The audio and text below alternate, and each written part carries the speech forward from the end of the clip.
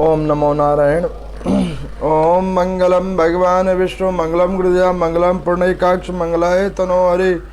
गुरु ब्रह्मा गुरु विष्णु गुरुदेवो महेश्वर गुरु साक्षात् परब्रह्म तस्मै श्री गुरवे नमः। हरे कृष्णा कृष्णा कृष्णा हरे हरे हरे राम राम राम हरे हरे।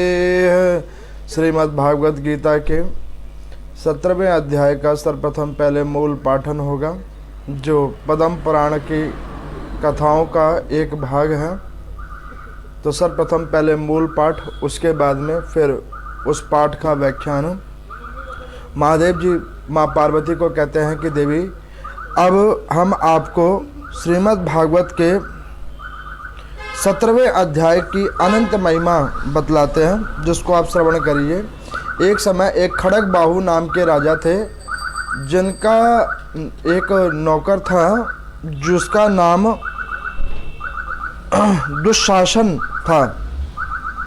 वो बड़ी ही खोटी बुद्धि का मनुष्य था। वो एक बार मांडलिक राजकुमारों के साथ बहुत सी धन की बाजी लगाकर हाथी पर चढ़ा और कुछ ही कदम आगे जाने पर लोगों के मना करने पर भी वो मूर्ख व्यक्ति हाथी के प्रति जोर जोर से कठोर शब्द करने लगा और बीच बीच में उस गज को वो लातों और घूसों से मारने लगा, जिससे वो गज क्रोध से अंधा हो गया और उस दुशासन का जैसे ही पैर फिसला और वो पृथ्वी पर गिर गया, तो दुशासन को गिरा देखकर जब उसे कुछ उच्छ्वास लेते हुए देखा, तो काल के समान निरंकुश हाथी ने क्रोध में भरकर उसे उठाकर ऊपर फेंक दिया और ऊपर से गिरते ही जब वो पृथ्वी लोक पे गिरा तो उसके प्राण शरीर से निकल गए। इस प्रकार कालवश वो मृत्यु को प्राप्त हुआ और उसे हाथी की योनि मिली। फिर सिंगल द्वीप के महाराज यहाँ उसने अपना बहुत समय व्यतीत किया।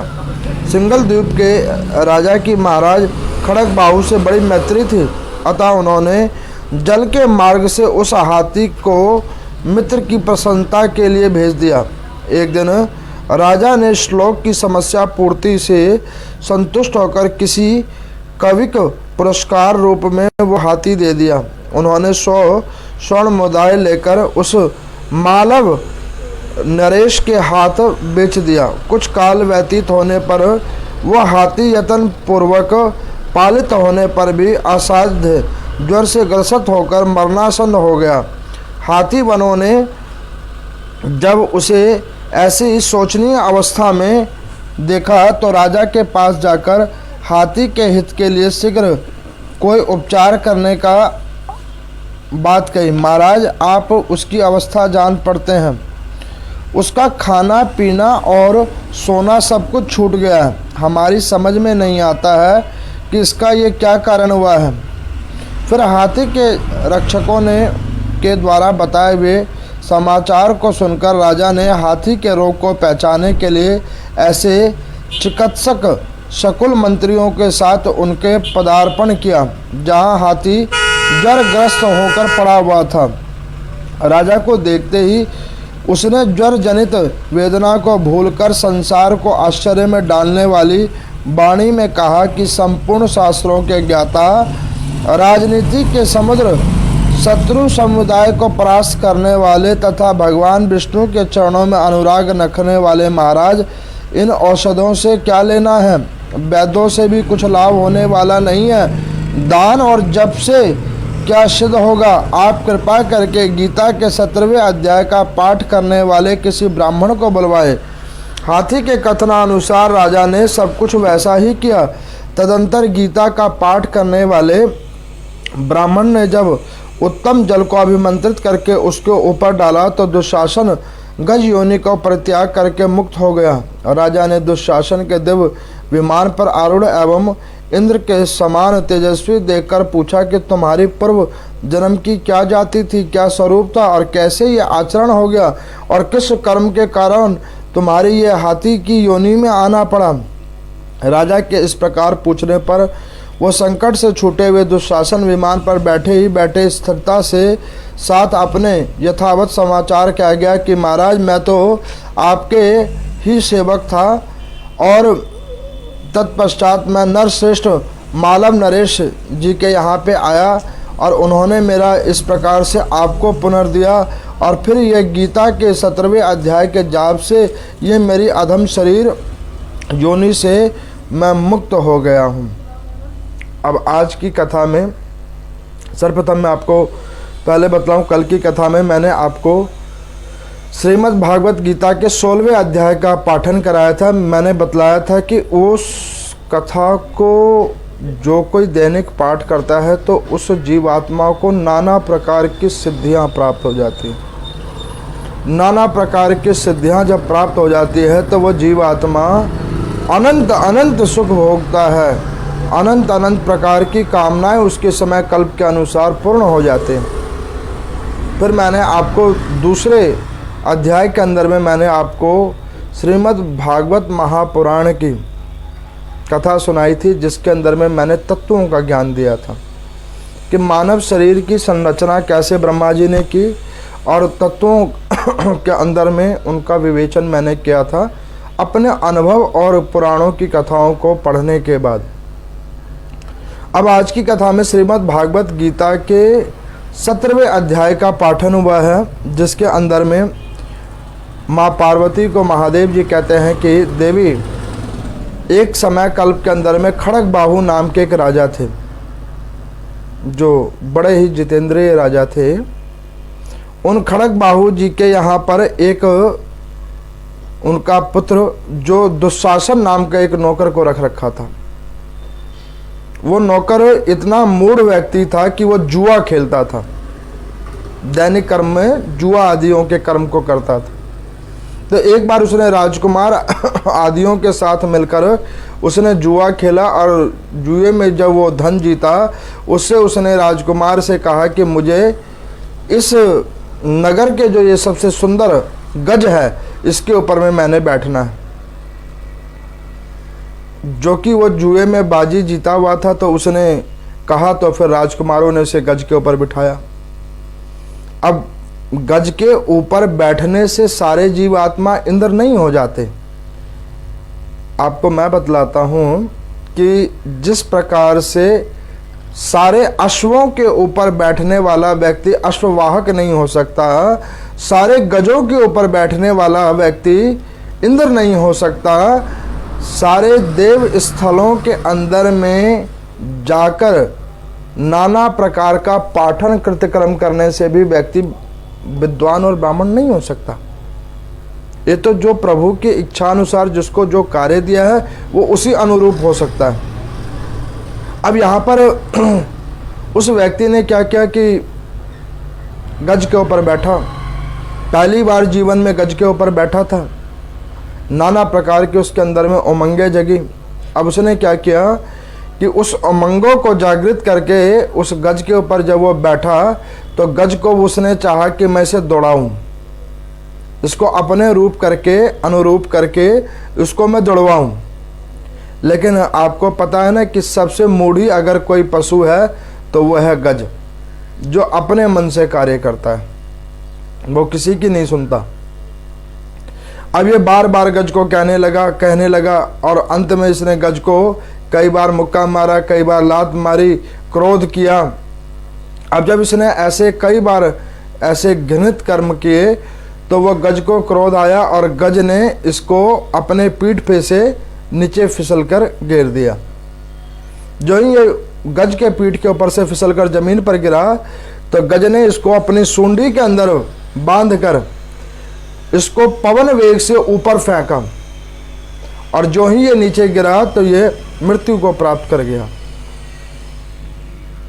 और अंत समय में गज के द्वारा मृत्यु के प्राप्त होने के कारण और गज के अंतिम दर्शन होने के कारण इसे पुनः गज की ही योनि में आना पड़ा। अब वो खड़गबाहु जो महाराज थे उनका एक मित्र था जिनका नाम था सिंघलद्वीप। वो महाराज भी इन महाराज के बड़े अमित स्नेही मित्र थे। अब ये गज की योनि में सिंघलद्वीप जी महाराज के यहाँ पे आकर उत्पत्तित हुआ। जो ही वो वहाँ पर बड़ा हुआ, कुछ समय कल्प हुआ, तो उस सिंगलदीप जी महाराज ने एक बार अपने यहाँ पर कोई उत्सव कर रखा था, कवियों का सम्मेलन कर रखा था, तो वहाँ पर खड़ग बाहू जी महाराज जी को भी बुलाया हुआ था। अब उन खड़ग बाहू जी महाराज ने क्या किया कि उस गज को देखकर उन्हें अपने गज की याद आई, जो कुछ समय कल्प पहले पूर्ण हो चुका था। उस दुशासन नौकर के मर जाने के बाद कुछ समय के बाद वो गज भी अपना समय कर्म भोग कर वो गज पूर्ण हो चुका था, मृत्यु को प्राप्त हो गया था। अब उन्होंने उसकी याद करके उन्होंने इस गज को देखा और उनके मन में एक विचार आया कि इस गज को अगर मैं काश अपने राज्य में ले चलता। तो उन्होंने अपने मित्र सिंगलदीप जी महाराज को कहा कि महाराज एक गज हमें दे दीजिए। तो उन महाराज ने कहा कि मित्र ये आप ही का तो है। उन्होंने बगैर कोई वार्ता किए वो गज उनको दे दिया। राजा उसको लेकर जैसे ही आए और वो गज जैसे ही यहाँ पे आया तो उसे अपने पूर्व जन्मों की सारी वार्ताएं याद आई। अब पूर्व जन्मों की सारी वार्ताएं जब उसको याद आई तो उसने वहाँ पर जाते के साथ ही अन्न खाना छोड़ दिया, अन्न खाना छोड़ दिया, जल पीना छोड़ दिया और ऐसे वो निवास करने लगा जैसे एक बीमार व्यक्ति होता है। अब उसने बीमार व्यक्तियों की तरह उसने अपना दिनचर्या कर लिया और बीमारी से ऐसे ग्रसित होकर वो वहाँ पर रहने लगा जैसे एक व्यक्ति किसी रोग से ग्रसित होकर उसे किसी भी चीज़ को उठने बैठने कृतकर्म करने में उसे अच्छा नहीं लगता, उसी प्रकार से उसने अपने शरीर के अंदर में रोग ग्रसन और आत्म दुखन का भाव जागृत कर लिया। कुछ समय कल्पों के बाद जो उस हाथी के रक्षक थे उन्होंने जाकर महाराज को कहा कि महाराज ये जो गज है ये बहुत दिनों से खाना नहीं खा रहा है, जल भी नहीं पी रहा है, पता नहीं इसको क्या हो गया, इसकी कोई औषधीकरण करवाने की आवश्यकता है। तो यहाँ पर सूजी भगवान से ऋषियों ने पूछा कि प्रभु उस गज की पूर्व जन्म की जो विस्मरणता जो हो गई थी वो उसको ऐसे स्मरण कैसे आ गया। तो यहाँ पर सूजी भगवान कहते हैं कि देखो जब वो दुशासन नाम का नौकर मरा था तो उसने सदा सर्वदा पाप कर्म किया था। और मैंने आपको कई बार कथा में भी बताया था ना कि जो अंत मति होती है वही पूर्ण गति होती है। मैंने कई कथाओं के माध्यम से कई बार मैंने व्याख्यान करके आपको बतलाया। तो जब ये मर के यमराज के पास गया था तो इसकी अंत गति जो थी वो गज की थी और उसकी मति भी गज के अंदर में जुड़ी हुई थी। इस वजह से ये गज की योनि में आया। लेकिन चूंकि इसने उस दिव्य राजा के पास के अंदर में, उस दिव्य राजा के राज्य के अंदर में इसने निवास किया था, जो राजा बहुत धर्मात्मा था, उसके पुण्य प्रताप से इसको गज की योनि तो मिली, लेकिन इसको एक वर रूप में यह मिला कि जब ये पुनः राजा के पास में आ जाएगा तो उसको पुनर्जन्म की जो वार्ता है, जो उसको विस्मरण हो गई है, वो उसको पुनः स्मरण हो जाएगी।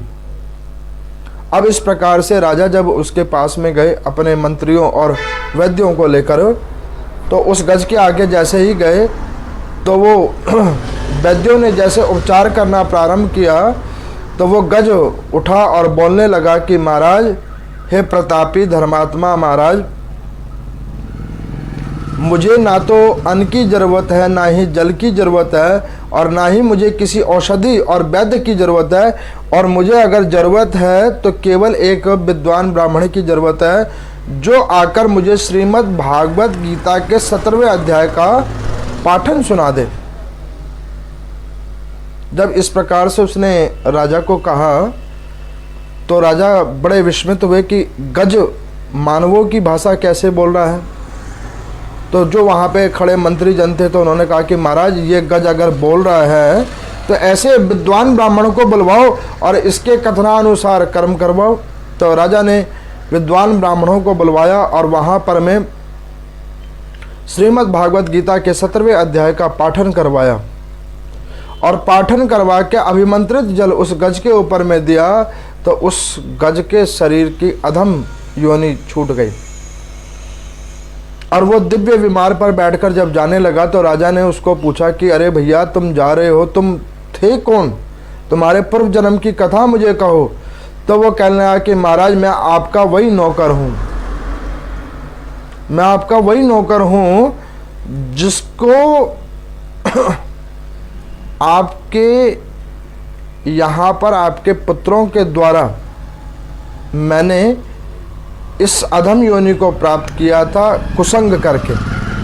मैं आपका वही नौकर हूँ और ये श्रीमद् भागवत गीता के 17वें अध्याय के माध्यम से मैंने इस अधम योनि को त्याग किया। तो हे महाराज, अब आप इस अधम योनि से मुक्ति पाने का अगर कोई उपाय जानना चाहते हैं तो केवल और केवल यही है, श्रीमद् भागवत गीता के 17वें अध्याय का पाठन।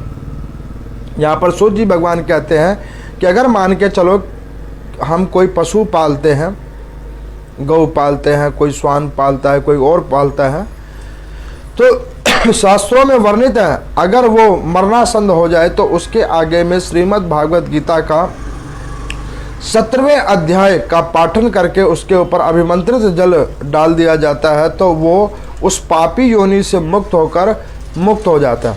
मैंने आपको कल कथा में बतलाया था ना कि जो हम लोग ऐसे पशुओं को, पक्षियों को जो पालते हैं और उनमें हमारा भाव और स्नेह जागृत हो जाता है तो उसका हमारा पूर्व जन्म का कोई संबंध होता है, जब भी भाव जागृत हो जाता है।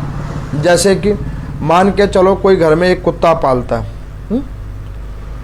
जो घर में पाला हुआ कुत्ता होता है उसमें उसकी स्नेह ज़्यादा जागृत होती है, लेकिन वही प्रकार के और कुत्ते जो रोड पे घूम रहे होते हैं उनमें स्नेह नहीं आता है।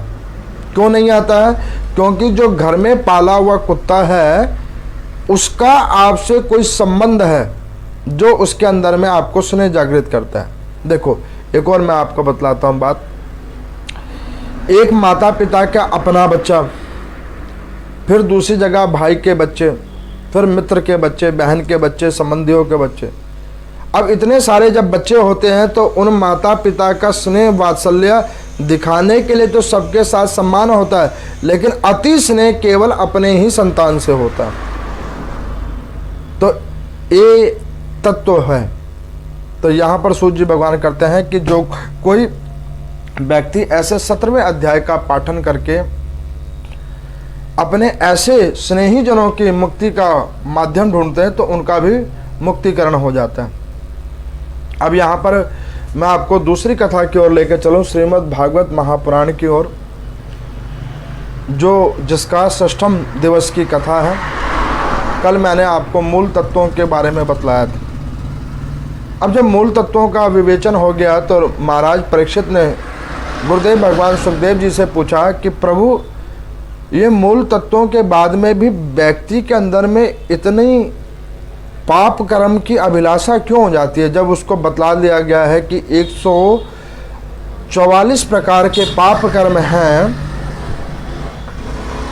और पुण्य केवल और केवल 68 प्रकार के हैं, तो भी वो व्यक्ति उसके प्रति उद्गत कैसे हो जाता है। तो कहने लगे कि देखो राजा, मैं आपको बतलाऊं, इसके लिए 5 चीज़ें कारक हैं। तो कहने लगे क्या? तो कहते हैं काम, क्रोध, मोह, लोभ और मत्सर। ये 5 चीज़ों ने ही जीवात्मा को ग्रसित कर रखा है, जो हर प्रकार के कर्म करने के लिए उसको बाधित करवा देता है।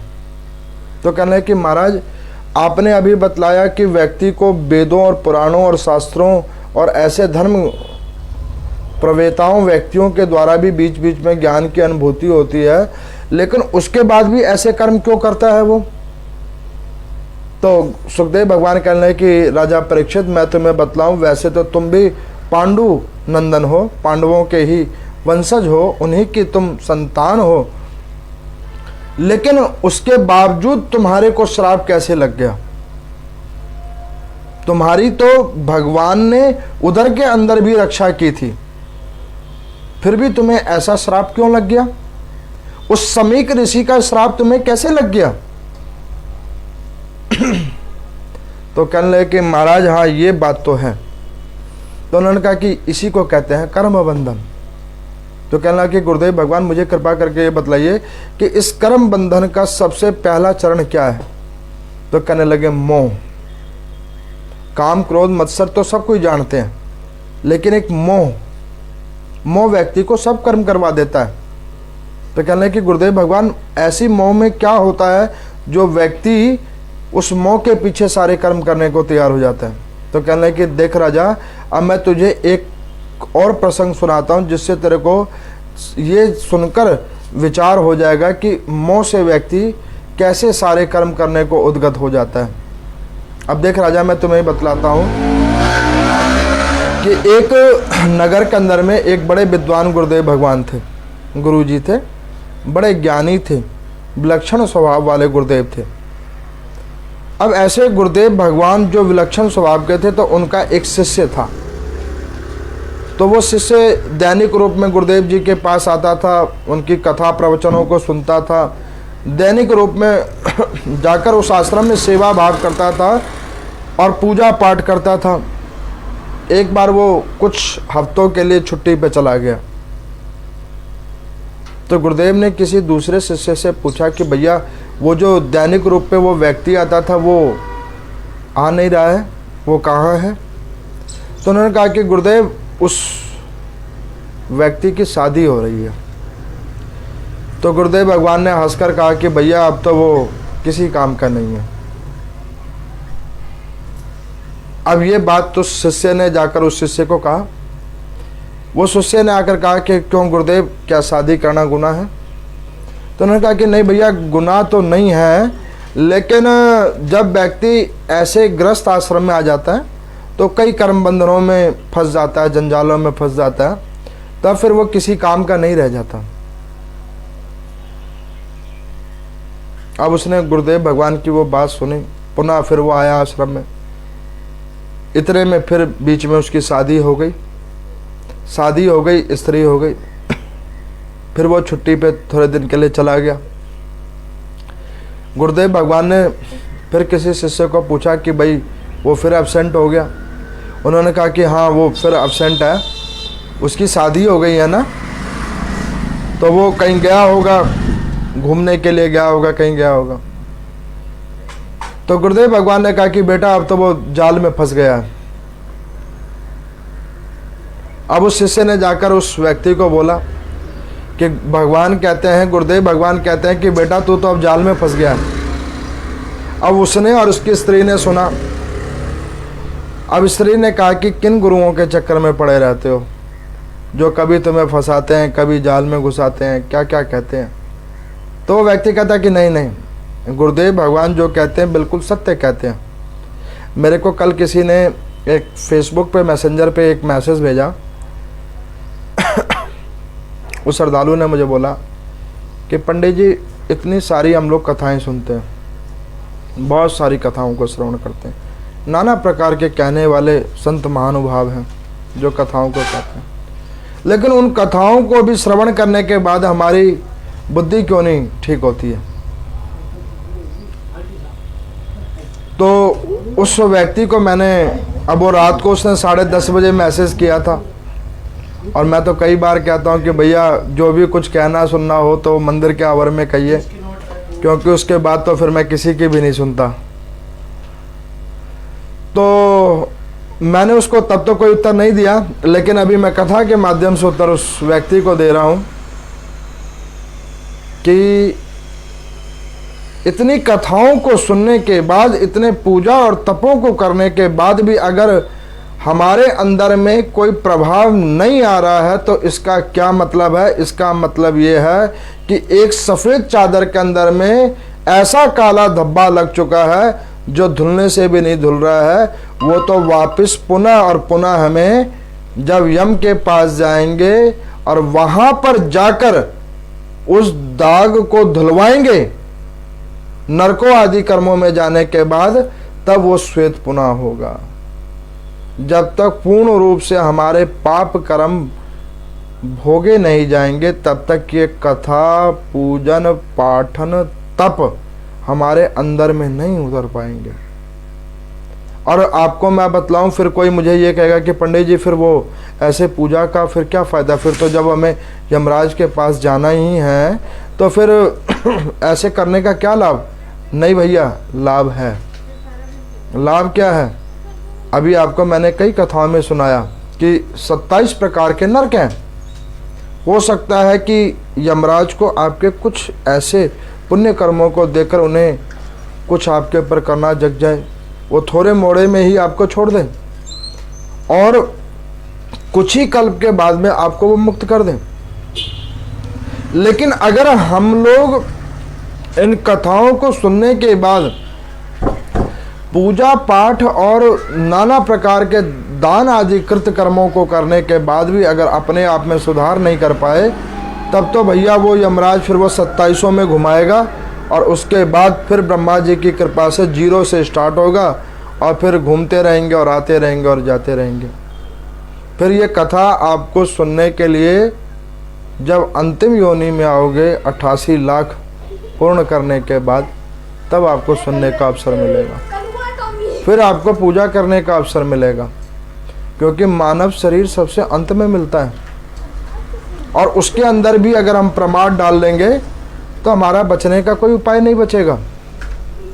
तो मैंने जो ये अनुवाद किया है, तो मुझे लगता है कि जिसने मुझे ये प्रश्न किया था तो शायद उस व्यक्ति को इस प्रश्न का उत्तर मिल गया होगा। जब वो इस वीडियो को देखेगा तो उसे इसका उत्तर मिल जाएगा। तो यहाँ पर उस गुरुदेव भगवान ने कहा कि बेटा अब तो वो जाल में फंस चुका है, अब वो किसी काम का नहीं है। तो उस शिष्य ने जाकर बोला, वो व्यक्ति गया गुरुदेव भगवान के पास में, कहने लगा कि गुरुदेव मैंने विवाह कर लिया, आपने कहा कि अब तुम किसी काम के नहीं, फिर आपने कहा जाल में फंस गया, तो ऐसा क्यों? क्या गृहस्थ आश्रम बेकार है? तो गुरुदेव भगवान ने कहा कि बेटा गृहस्थ आश्रम बेकार नहीं है, गृहस्थ आश्रम के अंदर में अपने आप को पूर्ण रूप से निर्वृत्त कर देना वो बहुत बेकार बात है। भगवान की उपासना करना उचित कर्म है, लेकिन भगवान की उपासना का ढोंग करना ये अभिष्ट कर्म है। अब ये बात बोला, गुरुदेव भगवान को प्रणाम किया, गया। कुछ समय के बाद फिर वो छुट्टी पे गया। गुरुदेव भगवान ने पूछा कि भैया ये फिर कहाँ गया?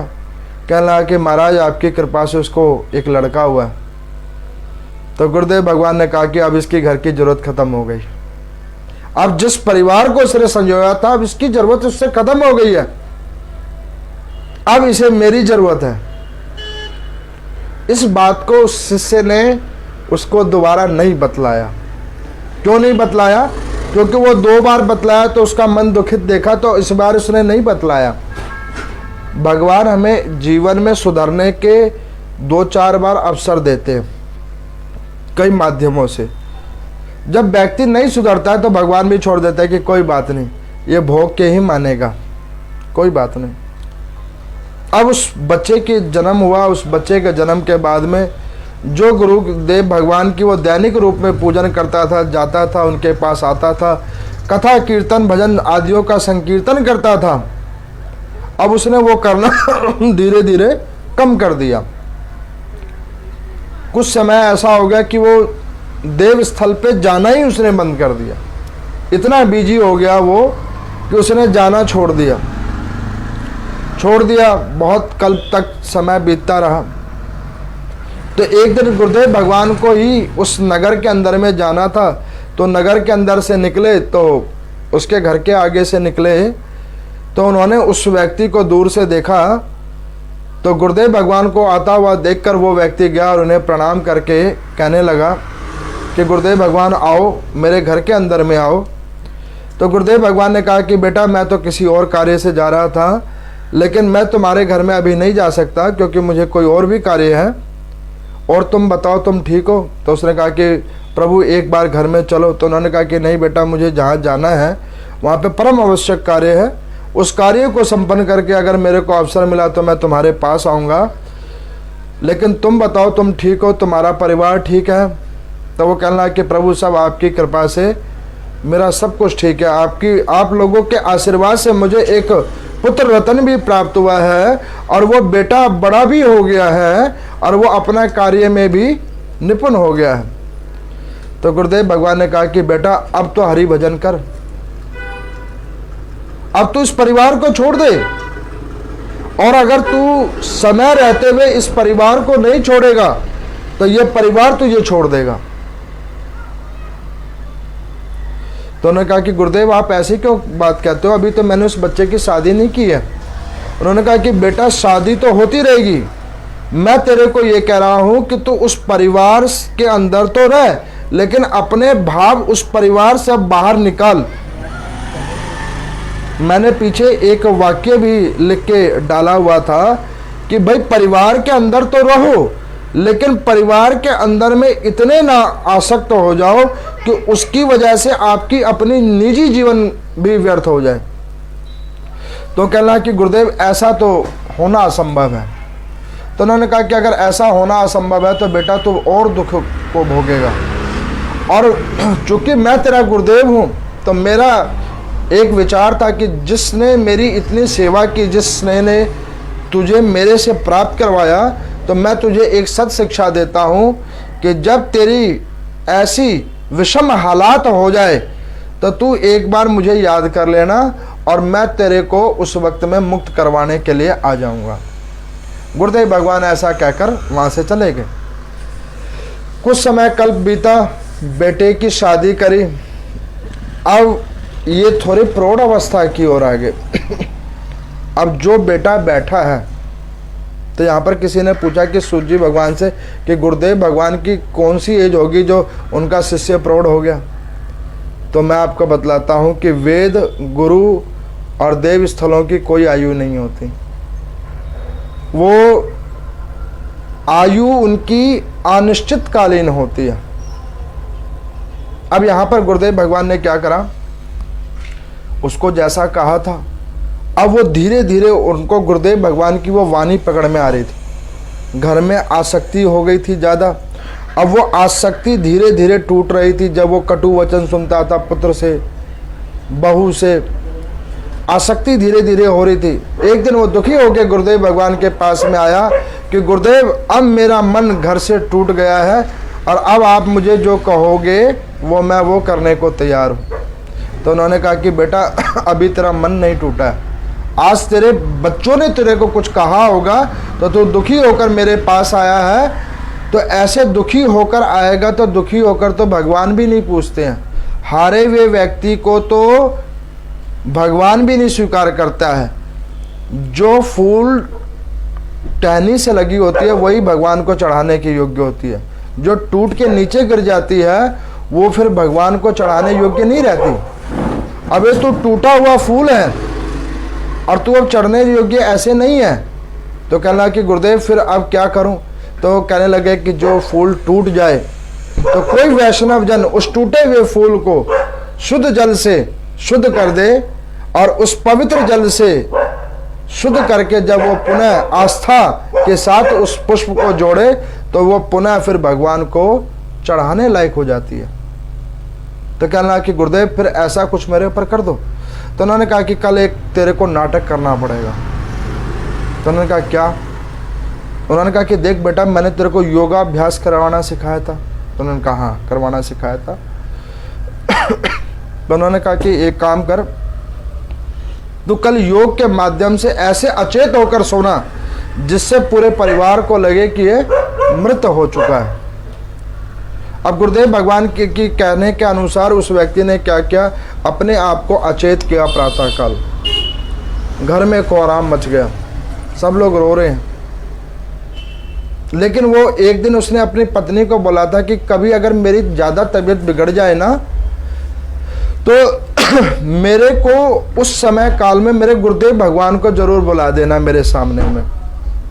क्योंकि अभी मैंने कथा में भी सुना है ना कि अंत गति और अंतमति वाले की ही वैसी ही गति होती है, और मैं चाहता हूं कि मेरी अंतिम मति गुरुदेव भगवान के सिर चरणों में हो तो मेरी पूर्ण गति हो जाएगी। तो उसकी पत्नी ने रोते हुए कहा कि अरे बेटा जाओ, गुरुदेव भगवान को बुलाओ, तुम्हारे पिताजी की बड़ी आस्था थी, उनको बुला लाओ। अब गुरुदेव भगवान तो ये कृतकर्म को जानते ही थे। वो आए, देखा तो गुरुदेव भगवान ने कहा कि अरे बेटी एक काम करो, एक कटोरे में दूध लाओ। अब एक कटोरे में दूध लेके आया गया, कहा इसमें कुछ मीठा डालो। मीठा डाला गया। अब उन्होंने कहा कि गुरुदेव भगवान ने उस कटोरी के अंदर में उंगली डाली और किसी मंत्रों का जाप उन्होंने ऐसे ही करना प्रारंभ किया। और मंत्रों का जाप करने के बाद में उन्होंने कहा कि अरे बेटी, इस कटोरी वाले दूध को जो तुम में से कोई पी लेगा, उसकी आयु इस मेरे शिष्य के अंदर में आ जाएगी और मेरे शिष्य के अंदर में आ जाएगी और वो ये बच्चा जीवित होकर उठ खड़ा होगा। अब ये कृतकर्म को वो शिष्य देख रहा नहीं है, बस सुन रहा है, श्रवण कर रहा है, क्योंकि नेत्र बंद कर रखे हैं। तो उन्होंने जो है उस कटोरी को लिया। गुरुदेव भगवान ने कहा कि भैया आओ और इस कटोरी को लो, क्योंकि इतना बड़ा तुम्हारा कुल परिवार है, समाज है, कोई इस कटोरी को वाले दूध को पियो और वो अपनी प्राण की जो आयु है, शरीर की और उस कर्म की आयु है, वो उसको दे दो और ये उठ खड़ा होएगा। सबसे पहले पुत्री को दिया, आगे किया गुरुदेव भगवान ने। कहते हैं कि बेटी का सबसे बड़ा स्नेह पिता के साथ होता है। माता पिता से विशेष स्नेह करती है पुत्री। तो बेटी की अभी कुछ ही टाइम पहले शादी हुई थी, तो उसने कहा कि गुरुदेव भगवान अभी तो मैं खुद ही दूसरों की अमानत हूँ, मेरे पिता ने बड़े भावनिष्ठा तरीके से कन्यादान किया है और अभी तो मैंने कुछ देखा भी नहीं है, तो ये दूध नहीं, मैं नहीं पीऊंगी। तो गुरुदेव भगवान ने कहा कि अरे बेटी पी ले, इस बाप ने तेरे लिए क्या कुछ नहीं किया, इतने अच्छे घर में तेरा विवाह करवाया, कुछ तो उस प्रेम और स्नेह को याद कर। उन्होंने कहा कि ये तो बिल्कुल सत्य बात है कि पिताजी ने मेरे लिए सब कुछ किया, लेकिन मेरी मजबूरी ये है कि अभी मैं अगर ऐसे शरीर को विसर्जन कर लूँगी तो अभी मेरे उदर के अंदर में एक बच्चा जो होने वाला है, पल रहा है, वो भी उसके साथ मर जाएगा, मैं इस दूध को नहीं पीऊँगी। उसके बाद में गुरुदेव भगवान आगे बढ़े। एक बेटा है, उन्होंने कहा कि बेटा तू ये ले ले। तो कहना कि मैं रहूँगा वो ज़्यादा अच्छा है कि ये प्रौढ़ अवस्था वाले रहेंगे वो ज़्यादा अच्छा है। और शास्त्रों में तो विधान भी है कि भूत को भविष्य के लिए मिट जाना ही ठीक है। गुरुदेव भगवान ने कहा कि बेटा यही वाणियों की आशा हम तुमसे करते भी थे। अब उन्होंने कहा कि देख लो तुम्हारे पिता है, उनके द्वारा तुम्हारे को इतना कुछ मिला हुआ है, अच्छा थोड़ा सा दूध पी लो, थोड़ी आयु दे दो। अब बेटे ने कहा कि ऐसा है, मुझे नहीं पता मेरी कितनी आयु है, थोड़ी है कि ज़्यादा है, और मैंने दूध पिया और मैं भी मर गया और पिताजी भी नहीं हुए, तो फिर मैं क्या करूँगा, इससे अच्छा मैं ये दूध नहीं पीऊँगा। अब उसके बाद में फिर उन्होंने उनके भाइयों को बोला अरे भैया पी लो, तुम्हारा ये भाई है, जैसे उसने अपने पुत्र को स्नेह किया वैसे तुम लोगों को भी इसने बहुत स्नेह किया, तुम इसको पी लो। अब वो एक भाई कहने लगा कि ये अच्छा हुआ मर गया, प्रॉपर्टी में हिस्सा नहीं हो रहा था, अब ये मर गया तो आराम से हिस्सा हो जाएगा। दूसरा भाई कहता कि मुझे इससे कोई लेना देना नहीं है। अब जब उसने दोनों भाइयों से भी ये बात सुन ली, तो अब जो सबसे स्नेही घर में, हर व्यक्ति के जीवन में सबसे स्नेही व्यक्ति होता है उसका पार्टनर। अब वो गुरुदेव भगवान ने कहा कि देख, विधवा होके पूरे जीवन को तू जो जिएंगी तो ऐसे जीवन को लेके क्या करेगी, तू पी ले बेटी, तेरा पति जीवित हो जाएगा। तो अब वो क्या कहती है कि गुरुदेव भगवान, मेरे को तो वैसे ही कभी भी पूजा और पाठों पे विश्वास नहीं था, क्योंकि पूजा पाठ करने से अगर कोई कार्य ऐसे सम होने वाले होते तो आज मेरा पति ऐसे निढाल नहीं पड़ा होता, और आप अगर इतने अमित तेजस्वी संत होते तो मेरे पति को कब का जीवित कर दिया होता, ये नाटक करने की जरूरत नहीं होती। और देखो, मैं अगर अपने प्राण इनको दे भी दूं तो ये तो पहले भी कुछ दूसरे हिसाब के थे, पता नहीं कहाँ कहाँ जाते आते थे, और मेरी भी प्राण इनमें चली जाएगी तो फिर तो मैं तो चली जाऊंगी नरक के अंदर में, और ये यहाँ पे दूसरा विवाह करके ये तो यहीं पे जीवंत स्वर्ग प्राप्त करने लगेगा, तो मैं तो ये दूध नहीं पीऊंगी। जब उन्होंने कहा कि अच्छा तुम में से कोई भी इस दूध को नहीं पिएगा, तो सबने बोला कि कोई भी इस दूध को नहीं पिएगा। तो इतने में एक जो उस व्यक्ति का पोता है वो बीच में क्या बोलता है कि शास्त्रों में वर्णित है कि संत परोपकारी होते हैं, और ये तो आपका शिष्य है, और संत दूसरों के परोपकार के लिए ही है। तो जब आपका ये शिष्य है और परोपकार ही परम धर्म है, तो आप यही दूध स्वयं क्यों नहीं पी लेते? और आप पी लेंगे तो आपके निमित्त वो मंदिर बनवा देंगे, संस्थान बनवा देंगे, और आपकी एक पुतला बनाकर उसके ऊपर में रोज दैनिक रूप में माला चढ़वाएंगे, पूजा पाठ करवाएंगे। तो संत ने कहा कि ये बात तो बिल्कुल सत्य है कि संत परोपकारी ही होते हैं, और मुझे पता था कि तुम लोग मुझे ही कहोगे ये दूध पीने के लिए, तो मैं तुम्हारे कहने से पहले ये दूध पी लेता हूँ। संत ने वो दूध पिया और हिचकी ली और अपने शिष्य को कहा कि बेटा उठ, देख लिया सारा संसार? तो वो कहने लगा कि गुरुदेव भगवान देख लिया सारा संसार। अब क्या चाहता है? कहता है कि अब आपके ही श्री चरण चाहता हूं। छोड़ दिया ये सब मैंने, जिनको मैंने इतना कुछ करके दिया उन्हें अब मेरी कोई जरूरत नहीं है। अब जब उन्हें मेरी कोई जरूरत नहीं है तो मैं इनके पास रहूं क्यों? अब उसने उस जगह पर उन लोगों को छोड़ा, गुरुदेव भगवान के साथ आया, दैनिक पूजन पाठन किया, और उसके क्रम से वो अपने आप को मुक्त किया। तो यहाँ पर सुखदेव भगवान राजा परीक्षित को कहते हैं कि राजा, ये जो मैंने तुम्हें कथा सुनाई इस कथा से तुम्हें क्या समझ में आया? अच्छा, मैं आप लोगों को भी एक बात बोलना चाहता हूँ। आप लोग जो पश्चिम बिहार के क्षेत्र के जितने भी लोग इस कथा को सुनते हो, मुझे तो कभी कभी ये लगता है कि आधे लोग तो सो ही रहे होते हैं, कथा तो कम ही लोग सुन रहे होते हैं। नहीं तो जो लोग सो नहीं रहे हैं, तो वो अगर इस कथा को सुन रहे हैं ध्यान रूप से, तो कभी भी उन कथा को सुनने के बाद वो मेरे को कोई भी अपने विचार विमर्श नहीं देते।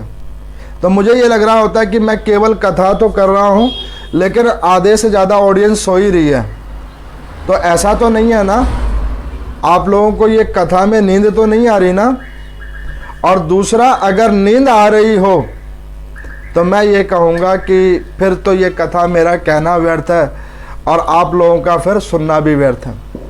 तो कथा के अंदर में अगर जब तक सार तत्व प्राप्त अगर नहीं कर पा रहे हो आप लोग, और उन सार तत्वों का विवेचन जो मैं कर रहा हूँ उसका मुझे प्रतिरूपण नहीं मिल पा रहा है, तो मैं सोचूंगा कि शायद मैं जो कथा कर रहा हूँ वो लोग सुन के और सो ही रहे हैं। तो भैया सोना नहीं, इन कथाओं को श्रवण करने के बाद में मंथन कीजिए, ताकि जो कथा का सार तत्व मैं आपको सुना रहा हूँ उस सार तत्व से हमारे कुछ पाप कर्म कटित हों। तो यहाँ पर सुखदेव भगवान ने राजा परीक्षित को कहा कि देखो राजा, ये है मोह का भंजन, जो ऐसे त्याग नहीं होता है। ये त्याग तब होता है जब आदमी सब जगह से जूते खा लेता है। मैंने उस दिन बहेलिए वाली भी कथा बताई थी ना आपको, कि उसने कहा था कि मैं जूते मार के निकालता हूँ। तो ये जूते खाने से पहले सुधरना है, उस कर्म के आने से पहले हमें अपने आप को मुक्त कर लेना है।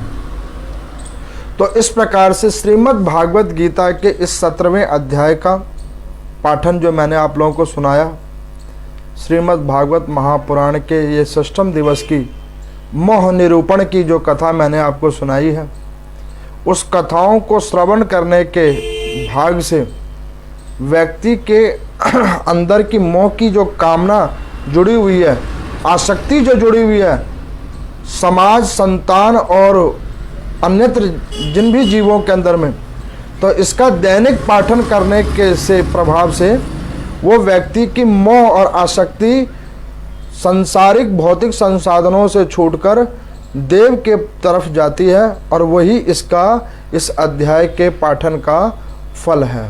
ओम नमो नारायण।